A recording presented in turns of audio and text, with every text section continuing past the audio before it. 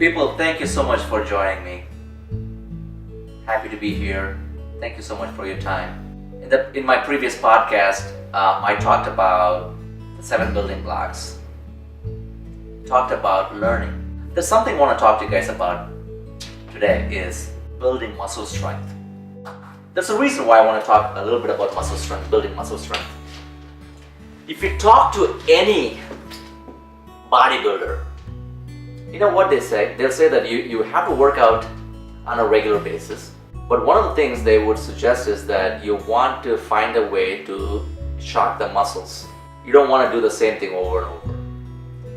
If you do the same exercise, the same routine over and over, the pace in which the muscle build is much more minimized. So essentially, they try to change the routine. They try to change the repetition. They try to change the weights, and there's a reason why they do that. People always ask me, well, Gene, are mental exercises good? Are mental activities good? I do puzzle. I do a lot of reading. Is that good?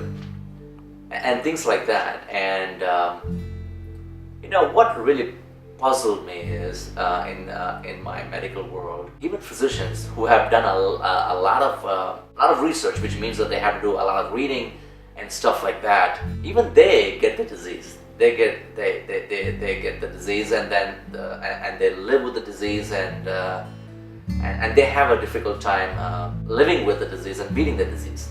And I thought about it more and more. One of the things is bodybuilders use muscle to build muscle. What we need to do is we need to use neurons. We need to use synapses. The synapses are the connections. To build synapses, to build the connections. And how do we go about doing that? One of the nicest things is, if you remember, I talked about the brain. Our brain is not a hardwired computer. Learning does affect our brain functions. Well, if that's true, what we need to do is, as we age, as we go through our life, as we process ourselves and evolve through our lives, we got to find a way to introduce new learning. Very important, folks. Very, very important. New learning is so important. Not the same stuff, not the same routine, not the same, whole thing, doing it over and over. Those are good. That's what, when a bodybuilder does the same thing, it keeps the muscles toned, taut, strong, but the muscles they don't enlarge, they don't grow. And in a similar fashion, our brain is no different than our muscle. We have to find a way to introduce ourselves to new learning. I'm not saying that, mental activities, mental exercises, reading is not sufficient. They're good. We got to do those things.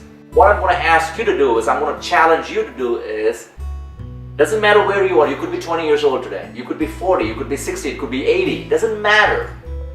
What I'm asking you to do is, try to learn a new thing. Try to learn a new thing. And you'll see that none of us like to learn new things because it's so hard. It's so demanding. It's so stressful. It's so burdensome. All of a sudden, if you try to teach me, very advanced calculus, I don't want to do it. I don't want to know what that's all about, because what I do is, I'm a care provider. I'm a therapist. I'm more, comfortable and efficient with what I do. I don't mind learning more about what I do. But if you pull me outside from the comfort level and expose me to other new learning, I'm going to have a tough time. Folks, that tough time, that tough challenge is going to expose your brain to new learning. Helps in firing those neurons, creating those synapses. New learning is very important. Folks, I'll tell you something. I'm not a big fan of, I shouldn't say I'm a fan. I don't know anything about Pokemon games. And when the game was presented to me for the first time, and my kids were very excited. They were trading and dealing, and I had no idea. I didn't know what the motivation was to deal and trade cards and how you go about playing the game. When I started reading the instructions, I go like, oh my god, there's no way at this age, I am going to learn how to play Pokemon. I mean, that's a very complex game, guys. I don't know about you. To me, it's a very complex game. But you know what I did? Knowing so much about what I've been exposed to in the last few years about learning and brain and the synaptoplastic process and things like that, I took it upon as a challenge to learn, read the instructions, follow the instructions, understand the instructions, and play the game. And it was rough. It was rough. I mean, I felt stupid in front of my kids. But you know what? I challenged myself. I challenged my brain. I challenged my neurons. It's something new. Some new learning. You don't have to go and learn calculus. That's not what I'm trying to say here. What I'm saying is, it's very important for us to expose ourselves to new learning. It's very important, folks. We talked about the brain being the most powerful organ. We talked about, when we think hard, it consumes 50% of the body fuel. We talked about for every heartbeat, the brain receives anywhere from 20 to 25% of the blood supply. Folks, the brain is very important. Very, very important. And we gotta take care of the brain. We got to take care of the brain. There are a lot of theories out there, suggesting what may cause or what could be the cause for Alzheimer's disease. But the common sense is, if we can find a way to take care of our brain, keep it healthy.